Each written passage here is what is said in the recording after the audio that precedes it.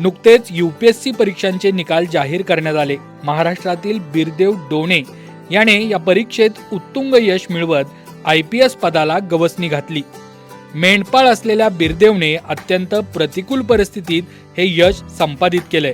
बिरदेवच्या या यशाचं समाजातील सर्व स्तरातून कौतुक होतंय। संघर्षाची अशीच खडतर वाट पार करून यश मिळवणारी माला पापळकर ही देखील कौतुकास पात्र ठरते। अंधत्वामुळे ज्या मालाला तिच्याच जन्मदात्या आई वडिलांनी रेल्वे स्टेशनवर सोडून दिलं, तीच माला आता महसूल सहाय्यक म्हणून काम करणार आहे।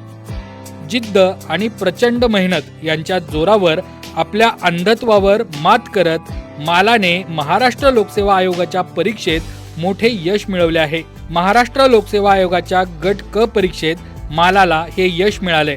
2023 मध्ये झालेल्या या परीक्षेचा नुकताच निकाल लागला असून 26 वर्षीय माला नागपूरमधील जिल्हाधिकारी कार्यालयात महसूल सहाय्यक म्हणून काम करणार आहे।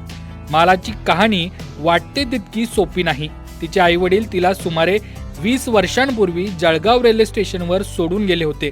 काही दिवस रिमांड होम मध्ये राहिल्यानंतर तिला ज्येष्ठ समाजसेवक शंकरबाबा पापळकर यांच्या आश्रमात पाठवण्यात आले। मालाने स्वामी विवेकानंद ब्लाइंड स्कूल मधून शिक्षण घेतले। यानंतर तिने अमरावती येथील भिवापूर ब्लाइंड स्कूल मधून बॅचलर पदवी प्राप्त केली। आश्रमात लहानाचे मोठे होत तिने कौतुकास्पद कामगिरी केली आहे। शंकरबाबा पापळकर हे अमरावतीतील एक सामाजिक कार्यकर्ते आहेत, ज्यांना पद्मश्री पुरस्काराने सन्मानित करण्यात आले। मालाने वज्जर येथील त्यांच्या आश्रमात राहून शिक्षण घेतलं आणि महाराष्ट्र लोकसेवा आयोगाची परीक्षा ती उत्तीर्ण झाली आहे।